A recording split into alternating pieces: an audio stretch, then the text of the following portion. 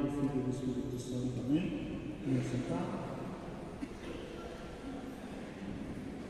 Amados irmãos e irmãs, esta parábola, que pode soar um pouco esquisita para nós, na verdade é mais simples do que parece. Um homem muito rico tinha um administrador, alguém responsável por conduzir a parte financeira dos seus bens. E, no entanto, esse homem, mesmo sendo alguém de tanta confiança do patrão, era uma pessoa desonesta, esbanjava os bens do patrão. E, como muitas vezes acontece, uma hora as coisas aparecem. E aquele homem, percebendo que ia perder o emprego, porque o seu patrão descobrira suas falcatruas, ele para pensar: o que eu faço quando eu perder o emprego? E de forma muito honesta consigo mesmo e inteligente, ele pensa nas possibilidades. A primeira possibilidade é trabalhar de forma braçal. Mas ele chega à conclusão que isso ele não consegue fazer. Cavar, não posso. A segunda opção seria mendigar. Para não passar fome, eu posso ficar na rua implorando alimento, implorando dinheiro. Mas mendigar, eu tenho vergonha. Já sei o que eu vou fazer. Então ele pensa na terceira hipótese.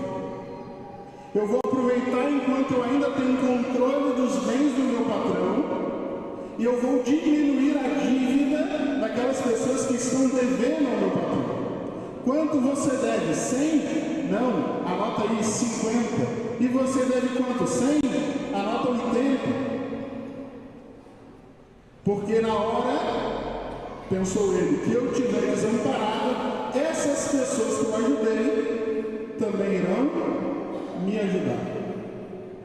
E o nosso Senhor fala que o patrão elogia não a desonestidade daquele homem, claro que não, mas elogia a sua esperteza, a sua sagacidade, a sua inteligência, porque os filhos das trevas são mais inteligentes que os filhos da luz nos negócios deste mundo.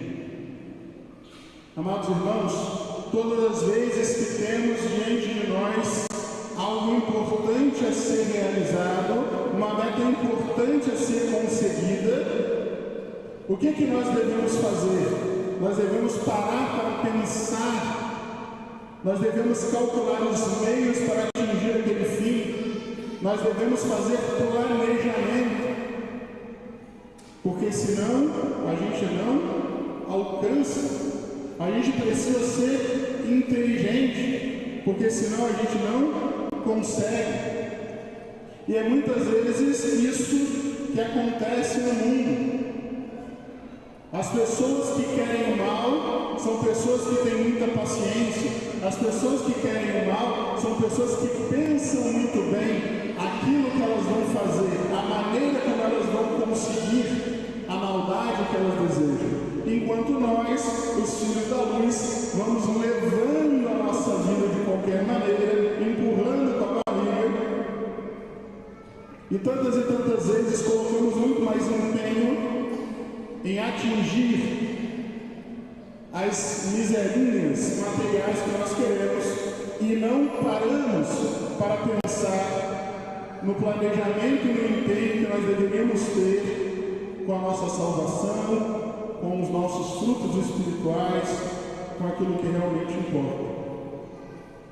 E o que nosso Senhor deseja para nós é que hoje a gente pare um pouco para pensar o quanto de esforço mental, físico e espiritual eu estou colocando na minha própria vida interior para que eu possa atingir a meta do paraíso e da santidade.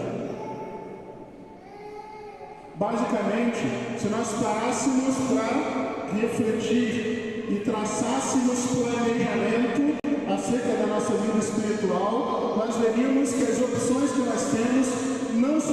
diferentes daquelas opções que o administrador infiel colocou nas suas anotações.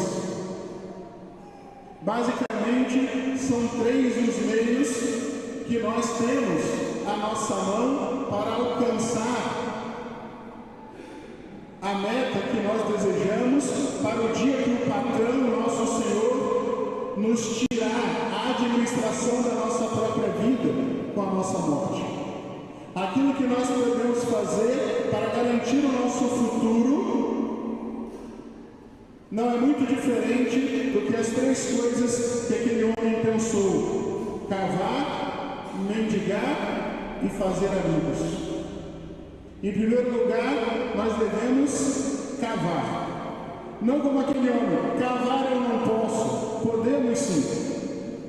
Cavar, amados irmãos, significa tudo aquilo que nos mortifica, tudo aquilo que arranca um pedaço de nós, tudo aquilo que exige suor, esforço e sangue e lágrimas.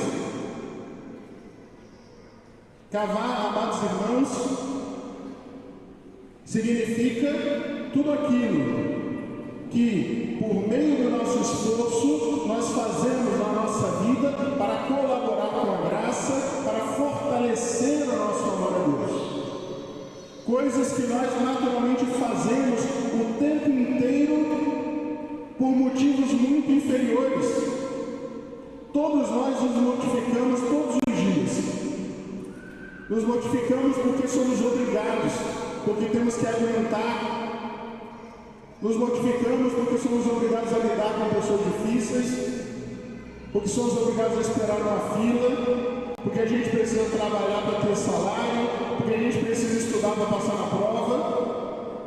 E no entanto, isso que a gente faz com tanta naturalidade para as coisas materiais é só dizer que é uma mortificação para Deus, que parece que a coisa pesa de tal maneira que vai ficando impossível. E a gente diz que não tem força, e a gente diz que não consegue, e a gente faz que nem aquele homem: cavar eu não posso. Quem disse que você não pode cavar?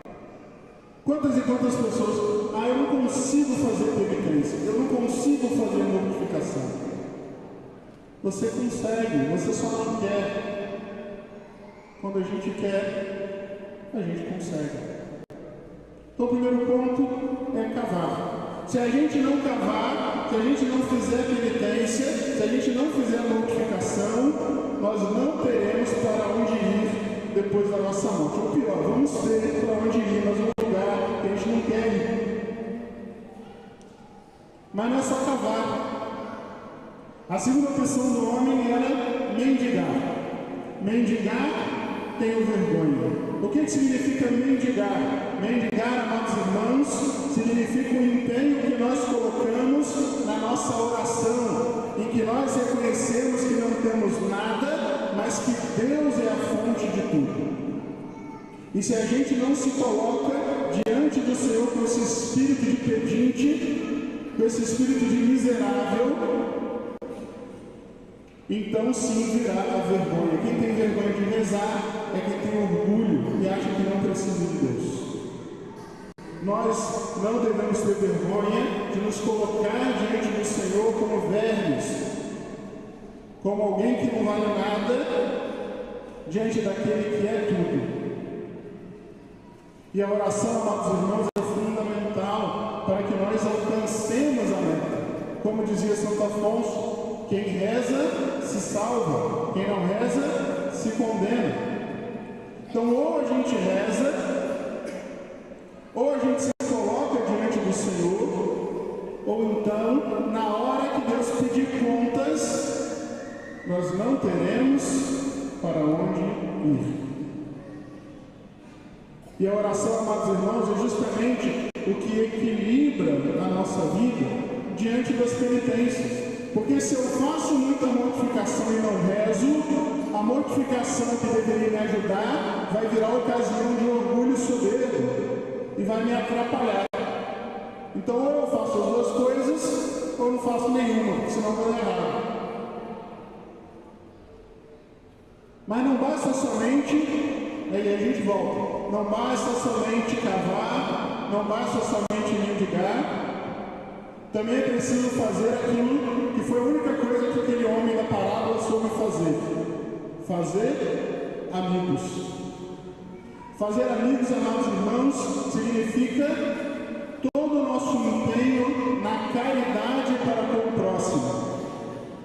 Caridade que se manifesta de forma concreta na esmola, no dinheiro da iniquidade, mas caridade que se manifesta em todas as obras de misericórdia, corporais ou espirituais. Todas as vezes que nós doamos algo de nós mesmos nas obras de misericórdia pelo outro, então nós estamos fazendo amigos que testemunharão a nosso favor diante do Pai. Estamos como que contratando advogados que diante do juízo de Deus nos defenderão e dirão: Senhor, de fato, esse homem foi um miserável pecador, mas quando eu precisei, ele me ajudou. Quando eu precisei de instrução, ele me instruiu. Quando eu precisei de consolo, ele me consolou. Quando eu precisei de esmola, ele alimentou minha fome. É assim, amados irmãos, que os talentos que Deus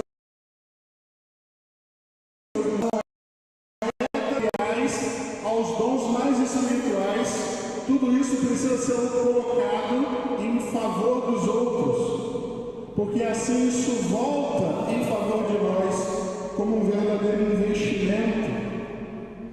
Quando as pessoas investem na bolsa de valores, nós investimos na bolsa de valores do paraíso. E assim, quando nós chegarmos no momento de prestarmos conta, teremos pessoas que nos receberão, que nos ajudarão.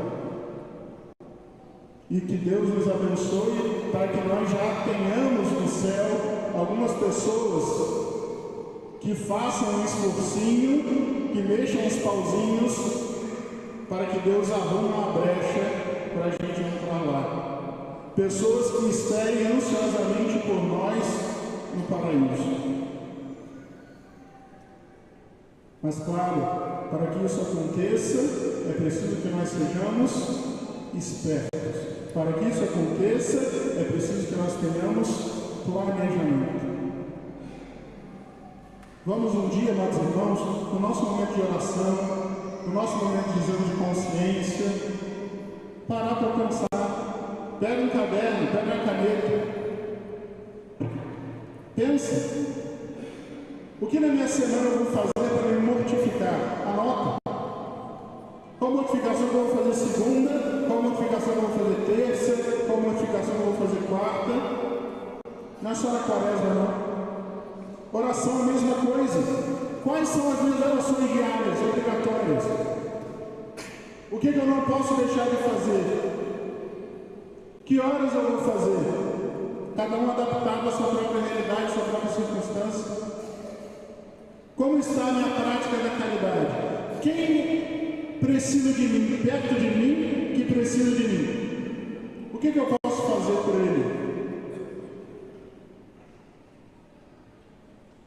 O ofício, dizia São Tomás, o ofício do sábio é ordenar.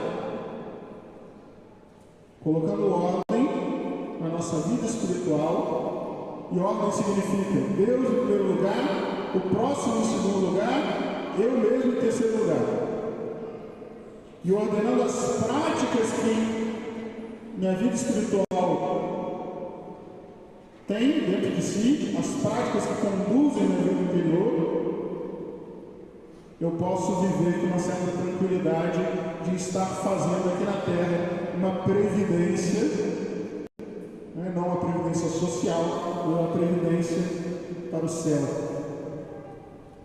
Pensamos na Nossa Senhora que nos auxilia, a Virgem Maria, Virgem prudentíssima, aquela cuja mancha do pecado não conheceu, que não conheceu a mancha do pecado, cuja inteligência é superior a todas as nossas, que ela nos auxilie, que ela cede da sabedoria, nos dê essa sabedoria que nós precisamos espiritual seja conduzida até a meta do céu, que não acontecerá por nosso esforço, mas pelo auxílio e pela força da graça de Deus, com a nossa colaboração. Como diz a coleta da missa de hoje, né? A maioria está em latim, mas o que diz na coleta é que Deus nosso Senhor nos faça pensar aquilo que é reto e agir aquilo que é reto.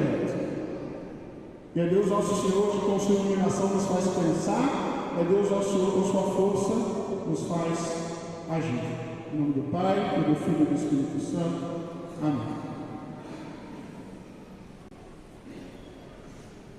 Rezemos com firmeza e convicção a nossa profissão de fé.